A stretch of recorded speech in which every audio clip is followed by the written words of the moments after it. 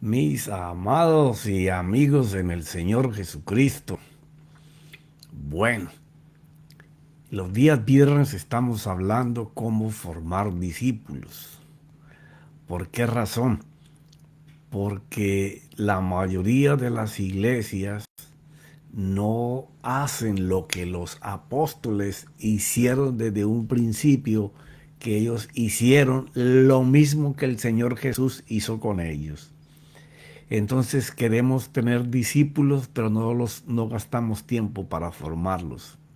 Y estamos hoy en la clase número 9. Y hoy vamos a tomar como base Hechos capítulo 6 del versículo 2 en adelante. Dice, bueno, siempre quiero aclarar, ¿no?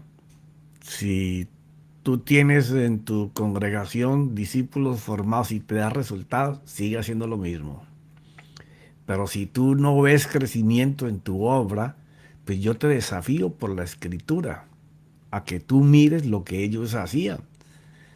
No se trata de que no cambiemos y seamos tan cuadriculados con seguir insistiendo con cosas que no dan resultado. Entonces de eso se trata el tema. ¿Ya? Dice en Hechos 6, dice que los discípulos se vieron agobiados por la cantidad de personas que se iban sumando todos los días. Dice que el Señor Jesucristo sumaba todos los días más almas a la iglesia. ¿Ya? Y lo dice desde Hechos capítulo 2 también. Entonces sí, porque lo hace Él.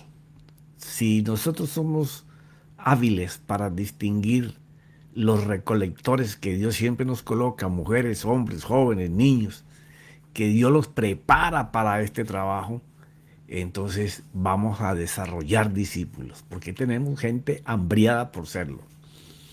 En Hechos capítulo 6 dice que después de eso, los discípulos dijeron, no es conveniente que nosotros descuidemos la palabra de Dios para servir mesas. O sea, están ellos mirando que por atender a la comunidad, por atender a los nuevos creyentes que se sumaban con los problemas que traían, porque cada vez que una persona llega a una congregación, rara vez llega en un estado de que todo es óptimo. No, la mayoría de las veces llegan con problemas conyugales, con los hijos, con la familia, en el trabajo, con escasez, con enfermedad, pero siempre van a buscar al Señor en momentos de necesidad.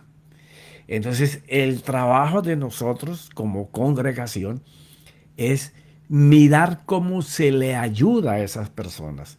Y la mayoría de las veces no es solamente dándole mensajes espirituales. Muchas veces tenemos que apoyarlos económicamente. Muchas veces tenemos que apoyarlos con vestidos, con ayuda para pagar cosas. ¿Ya? No es que los vamos a mantener a toda hora con eso, pero la iglesia tiene que enseñar que está allí como un plato de salvación, una tabla para aferrarse un momento mientras se puede salir adelante. Entonces esa labor la estaban haciendo ellos, aunque había muchos que venían y traían de sus propiedades y las vendían para que a nadie le faltara nada. Entonces ellos caen en cuenta que están gastando mucho tiempo en ese servicio y están descuidando otra área de su vida que es importante y que la veían en el Señor Jesús. Por tanto, hermanos, nos hemos puesto de acuerdo y llegamos a decirle a ustedes esto. El resto de la gente que estaba acompañándolos a ellos como los seguidores de los 12 apóstoles, sí, pues ya habían nombrado a Matías. Por tanto, hermanos, escoged de entre vosotros 7 hombres de buena reputación. Y ahí, hasta en el número de los que estaban buscando, algo que tuviera que tener un número de referencia con Dios. El 7, importantísimo número. Por tanto, hermanos, escoged entre vosotros 7 hombres de buena reputación.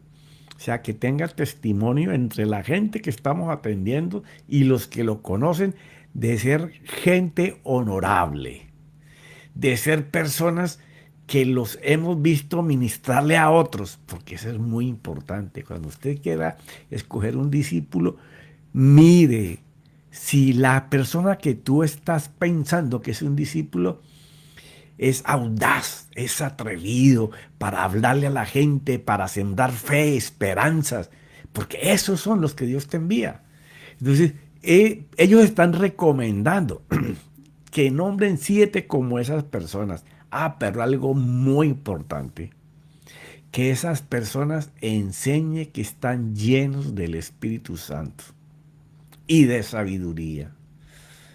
Y ya como te he explicado tantas veces esa palabra sabiduría, me imagino que te la sabes de memoria. Es cuando usted puede hallar la diferencia de algo que uno no está haciendo o otra persona no está haciendo y usted se lo puede explicar para que le cambie la vida. Eso es ser sabio. Entonces, fuera de que tuvieran buen testimonio delante de todo el mundo, de que se esmeraban por el prójimo, fueran llenos del Espíritu Santo y tuvieran esa sabiduría.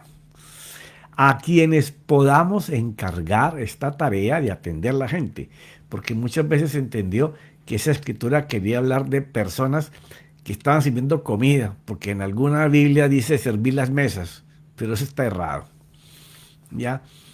Y nosotros nos entregaremos a la oración y al ministerio de la palabra, porque eso es lo que debe de hacer un líder.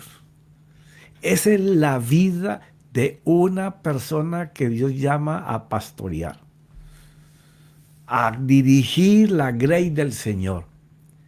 Esa persona debe estar dedicada a la oración y al estudio de la palabra, para que Dios lo pueda guiando con lo que Dios le diga que la grey necesita.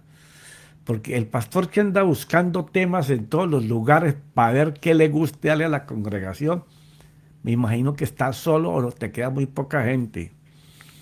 Porque cuando usted está en eso, usted tiene que estar metido con el Señor, con la palabra, con el Espíritu Santo, para que Él te enseñe, te dirija. No es lo que la gente tal vez te está pidiendo, es lo que Dios quiere que la gente escuche. Y dice que esto que propusieron tuvo aprobación en toda la congregación y escogieron a 7 personas y ahí las nombran, ¿no? Vamos a dedicar mucho tiempo ahí porque el tema es otro. Los cuales se presentaron ante los apóstoles y después de ellos orar, pusieron las manos sobre ellos para que comenzaran a hacer esa misma labor. Y entonces después de que hicieron esto, mire lo que viene. Y la palabra de Dios crecía, ¿ok? Crecía en Jerusalén y muchos de los sacerdotes, de los estudios de la palabra, obedecían a la fe. O sea, de la manera que una congregación va a crecer es indudablemente por el trabajo de los que recogen, de los obreros. Ya, eso lo vimos en los capítulos anteriores. Pero es supremamente importante que cuando la gente vaya a la congregación, escuchen palabras que les cambien la vida. No sermones aprendidos teológicamente y adornados bien bonitos, eso no funciona. Usted puede adornar con música, con aire, con trompetas, todo lo que usted quiera. Pero si su mensaje no lo lleva el Espíritu Santo al corazón de las personas, no van a haber cambios sino de crecimiento. Aquí hasta los teólogos de la época escuchaban a estos vulgos pescadores, porque así los llamaba, gente no letrada, pero llenos del Espíritu Santo, hablando de las cosas que le cambió la vida a las personas, y hasta esos teólogos estaban viniendo a la fe en el Señor Jesús. ¿Por qué? Porque no es lo mismo hablar de Biblia que conocer la gracia que dan las palabras del Señor y cómo la fe es la única que va a cambiar las vidas si es el Espíritu Santo quien lo está llevando. Pero esto fue en el capítulo 6, ya había pasado un tiempo. Pero al principio no fue así. Al principio cuando el Señor pensó que dejaba el grupo listo para que lo hiciera, dudaron. Estando con el Señor dudaban. Hasta que Jesús les comenzó a mostrar en esos 40 días cosas sobrenaturales que tenían que hacer. y que les dijo que hasta que no fueran investidos por encima, o sea, en el Espíritu Santo, porque ya tenemos el Espíritu adentro, pero es necesario que el Espíritu fluya. Y Él va a fluir por donde? De adentro hacia afuera. Porque el Espíritu Santo lo que hace es poder de Dios al dar una palabra, poder de Dios para que sucedan cosas. Pero al principio ellos no estaban así. Tuvieron que esperar que el Espíritu Santo los cubriera. Tuvieron que pedir, clamar por Él. Por 10 días.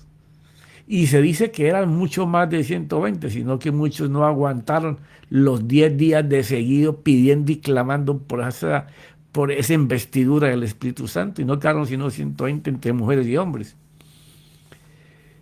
Y entonces, a pesar de que el Señor les habló de toda la autoridad que había sido legada sobre Él y que iba a pasar a ellos, la recomendación fue una. Dice ahí, en el mismo Mateo 28, dice, id pues, o sea, ya tenés todo lo que necesitas y te empoderé con lo que quieres y lo que vas a hacer y te digo que el Espíritu viene para que tú vayas. Esta es la misión que te pongo. Id pues y haced discípulos de todas las naciones. Quiere decir, a donde tú llegues, por favor, trata de formar discípulos. Haz discípulos, o sea, no están hechos. Nosotros tenemos que formarlos. Nosotros tenemos que guiarlos para que tengan de nuevo en la palabra, para que no estén repitiendo como papagayos todo lo que oyen y hoy en día que hay tanta tribuna para escuchar, sino enseñándolos a buscar en lo profundo, en aguas profundas, y que todo lo que encuentren lo puedan colar por la cruz y ver si pasa la prueba de la sangre, los clavos, el cuerpo de Jesús, si pasa la resurrección. O sea, la gracia está ahí. La gracia está en ese pan partido y esa sangre derramada. Aunque siempre no fue que lo partieron a él. Él representaba el alimento que había que repartir, que fue dado en esa cruz. Entonces, cuando él habla de que la obligación nuestra es formarlos, no están hechos, tenemos que formarlos. O sea, si usted quiere tener una congregación y crecer, usted tiene que dedicar tiempo como Jesús lo hizo con su gente, para poder prepararlos y que ellos puedan ir a hacer la obra. ¿Ya? Igualmente tiene que pasar hoy. Y después de que tengas tus discípulos formados, los que Dios te dé, como te dije en vez pasado, conocí una iglesia en África que tenía como 2,000 o 3,000 discípulos, todos con autoridad, con poder de enseñanza y de señales, que estaban preparando grupos, porque la iglesia tiene 30,000 personas. ¿Ya? Entonces dice, bautizándolos en el nombre del Padre, del Hijo y del Espíritu Santo, enseñándoles a guardar todo lo que os he mandado, y aquí yo estoy con vosotros todos los días hasta el fin del mundo. Entonces, aquí, en esta partecita, yo quiero hacer una aclaración. Yo pienso que lo he dicho muchas veces, pero es bueno que tú lo sepas. Si vas a ser un discípulo, vas a formar discípulos. Aquí parece que dijera que el que no fuera metido en agua y saliera del agua, no puede ser salvo. Pero resulta que cuando tú vas a la profundidad de la palabra, y entonces estamos diciendo con una mano que el bautismo de Juan, que el Señor Jesús aceptó como algo que había que hacer y que lo hacemos, eso únicamente testifica públicamente que tú estás dispuesto a cambiar tu vida y a seguir todos los mandatos del Señor Jesús. Sí, porque ahora ya no hay 10 mandamientos, ahora hay 11 mandamientos. Si tú profundizas la Biblia, no hay 10, hay 11. Jesús dijo, un nuevo mandamiento os doy. O sea que ya no hay 10, hay 11.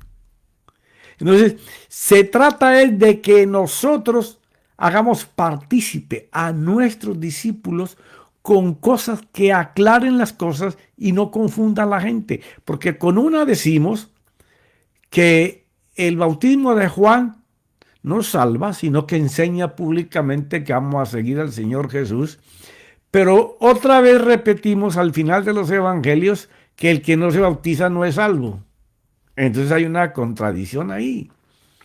Bueno, nosotros los que tenemos que preparar discípulos, tenemos que aclarar lo que parece confuso pero que no lo es. Hay dos palabras del griego. Aquí hay que tocar los textos originales y en muchas partes de la Biblia para poder explicar algo que en nuestro idioma no lo podemos entender o lo entendemos de una sola línea. Hay dos palabras para representar la palabra bautismo. La que hizo Juan y la cual el Señor se sometió, que es la palabra batisma. Batisma quiere decir meterse alguien en el agua. Es algo que ellos reconocían como lavamientos ceremoniales. ¿Ya? Entonces, la palabra batisma se usa cuando Juan el Bautista, pero en Marcos y en Mateo se usa la palabra batizo. La palabra batizo es introducir algo pequeño dentro de algo grande. No es meter en el agua, es meter algo pequeño dentro de algo que es grande. Entonces, cuando tú cambias esas cosas, entonces tú puedes leer como si en tu Biblia dijera lo siguiente. Esto lo puedes investigar. Hoy en día tú vas al doctor Google y te explica todo esto. Pero a nosotros nos tocó leer esto 20, 25 años atrás con libros. No es que tengamos más gloria, no. Sino que hoy usted tiene más información para prepararse mejor que nosotros. ¿Ya? El versículo quedaría así. Id y haced discípulos en todas las naciones, cuando tú vayas a todas las tierras, ¿ya? Y introdúcelos, sumérgelos en el Padre, que aprendan a conocer al Padre, que aprendan a conocer al Hijo y que aprendan a conocer al Espíritu Santo. O sea, ese bautismo ahí es sumérgelos en el Padre, sumérgelos en el Hijo y en el Espíritu Santo. Enséñales a conocer qué es el Padre para ellos, qué es el Hijo y qué es el Espíritu Santo. En qué tiempo el Padre trabajó para el ser interior llamado alma, para ganarla, y en qué tiempo el Hijo lo hizo y en qué tiempo lo está haciendo el Espíritu. Enséñalos, mételos ahí adentro. Y entonces después Mateo dice, enseñándoles a guardar todo lo que os he mandado. Jesús está hablando. Y dice, en ese enseñándoles a guardar todo lo que os he mandado, Él no votó los 10 mandamientos. Él le sumó al 10º mandamiento, un mandamiento nuevo os doy. Amar al prójimo. Porque de nada nos sirve un discípulo que no sienta amor, pasión por ayudar al necesitado, al que no conoce del Señor, al que no conoce cómo hacer que una promesa se convierta en una realidad a través de la fe.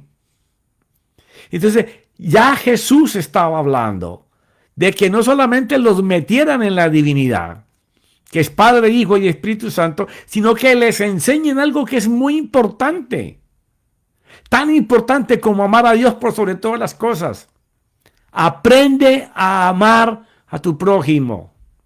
Y no ese es el tema ahora, pero es bellísimo poder hablar de alguien que puede derramar de las mieles del amor que Dios le ha dado para amar a otro, sin acusarlo, sin desbaratarlo, sin destruirle, sin decirle por estas razones que está mal, por esto que está mal.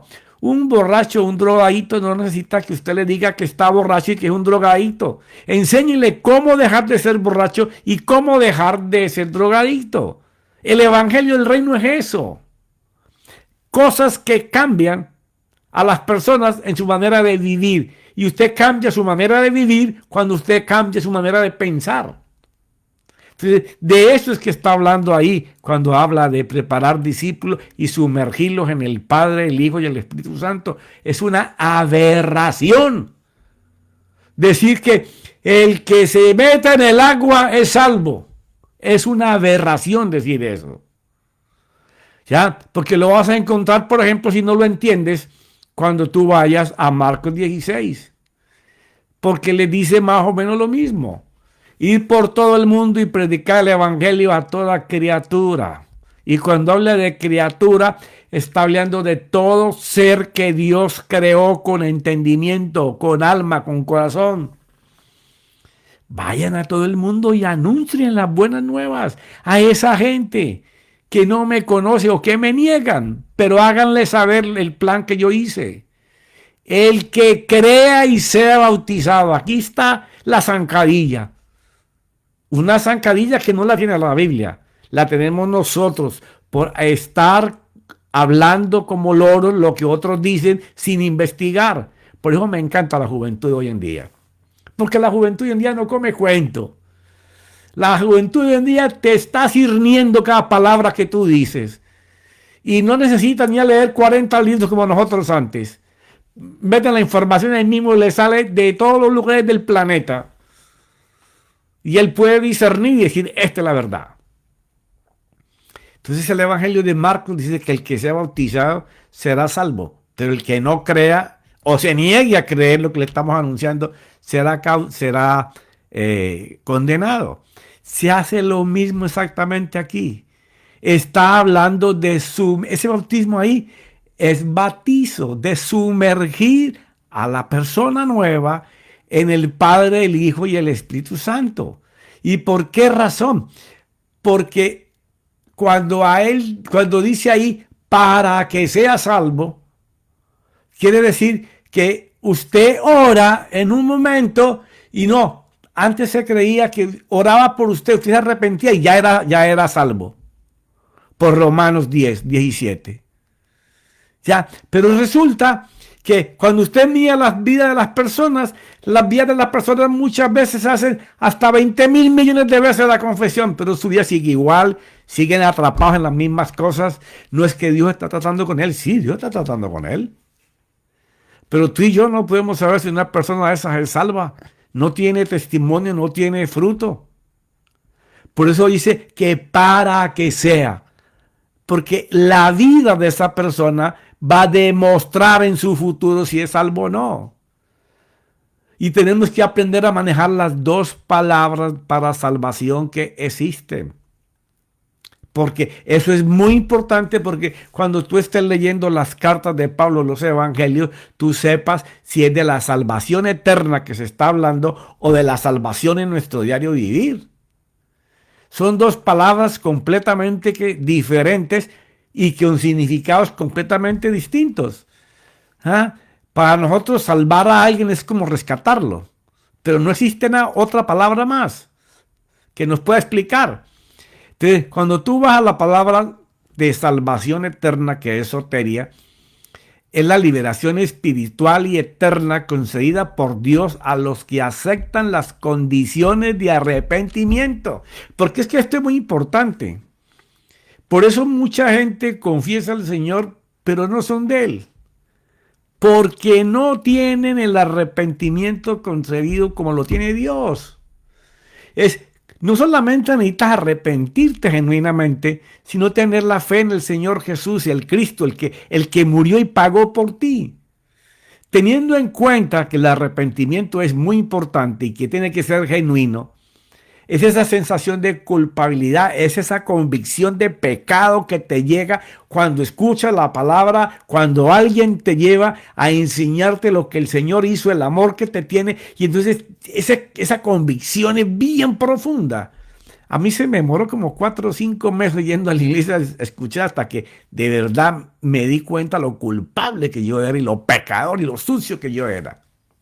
Entonces es el momento que nos lleva a lamentarnos de haber pecado contra Dios y se toma conciencia solo cuando sabes cuánto te ama. O sea, usted no puede estar arrepentido delante de Dios si usted no sabe cuánto le ama Dios a usted. Si usted tiene una esposa y usted le hace daño a su esposa, de cualquier manera que usted le haga daño a su esposa, no se va a saber si usted está arrepentido o es de los esposos o maridos que dice, yo no lo vuelvo a hacer y mañana vuelve y lo repite. No, es el que cambia radicalmente y no vuelve a hacer lo mismo. Enseña que está arrepentido. De ese arrepentimiento es que estamos hablando. ¿Ya? Y puede que te hayamos herido por muchos años, Señor, pero llega ese momento en que nosotros entendemos que le hicimos daño al corazón de Dios. Que Dios se dolió por nuestra manera de vivir.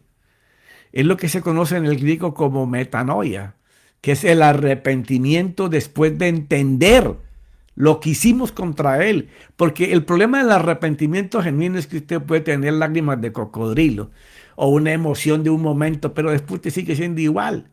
No, cuando se habla del arrepentimiento del griego, la palabra que usa tanto el Señor como los apóstoles es la palabra metanoia.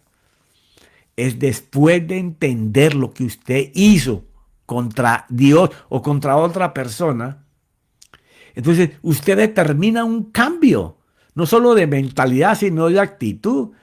Transforma, que es lo que transforma su manera de vida y nos coloca en el nuevo hombre, o lo que conocemos como el nuevo nacimiento del que Jesús le habló a Nicodemo.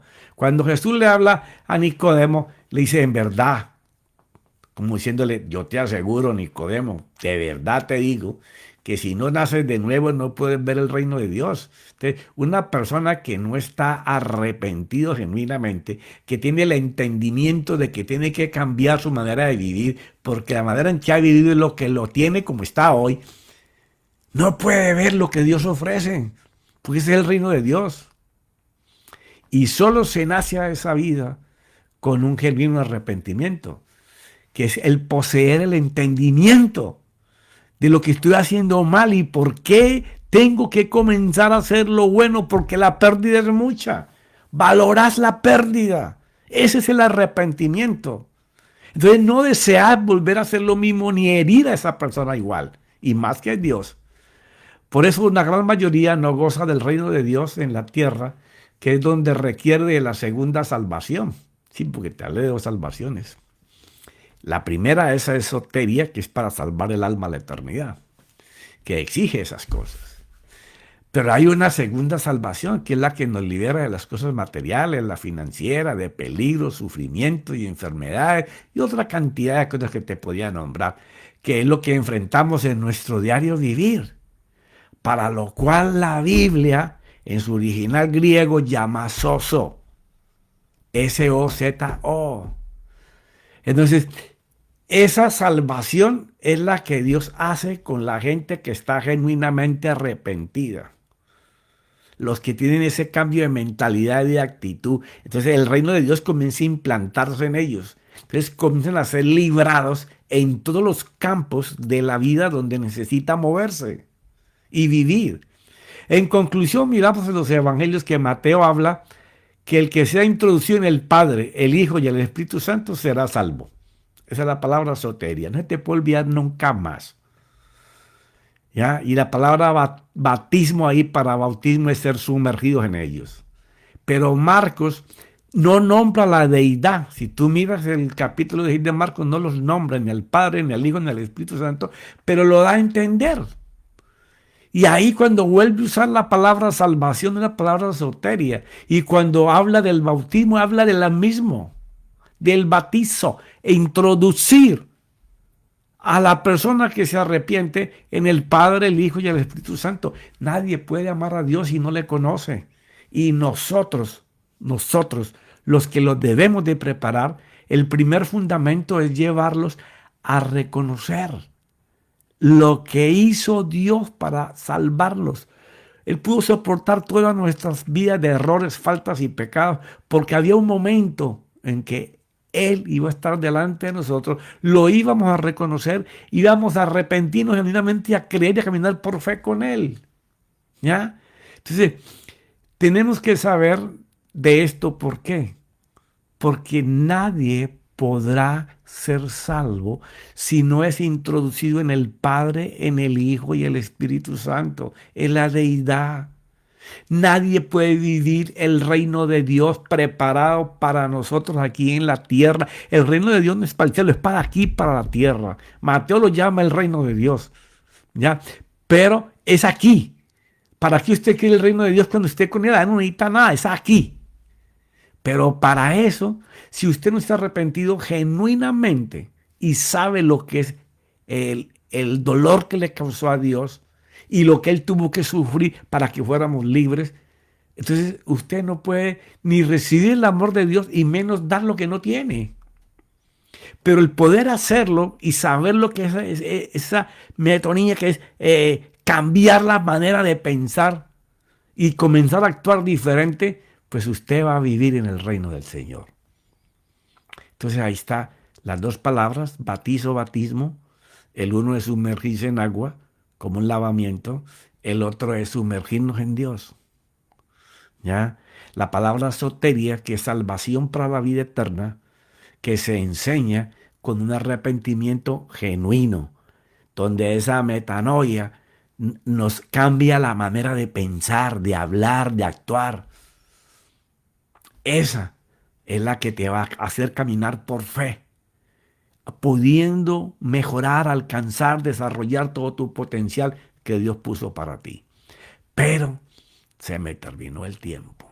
Yo espero que examines las escrituras que te di y busques libremente todos los principios en los versículos para que te des cuenta. No es que yo no estoy equivocado o es que usted tiene la verdad, profeta. No. Busque, profundice, para que usted cuando hable lleve claridad y lleve mensajes que a la gente pueda usar. Padre, te damos gracias en el nombre de nuestro Señor Jesús. Este era el tema que había para hoy. Te damos gracias y creo que me queda una clase más. Esta es la número 9. Mis amados, que Dios me los bendiga, me los proteja, que el Espíritu Santo los ilumine, los lleve, los cuida y que este fin de semana en su congregación usted se goce y que sea capaz de, no de oír solamente, sino de escuchar. Y si ahora como nadie lleva para apuntar, ni lleva la Biblia, si tiene la capacidad de memorizar, mire lo que le dicen, examínelo a la luz de las Escrituras. Vaya a la cruz, vaya a la resurrección, mire qué peso tiene eso. Muchos mensajes pueden ser rellenos y no te sirven para tu vida, pero muchos mensajes pueden ser vida, palabras que dan vida. Mis amados, bendiciones en el nombre de mi Señor Jesús y su Santo Espíritu. Amén y amén.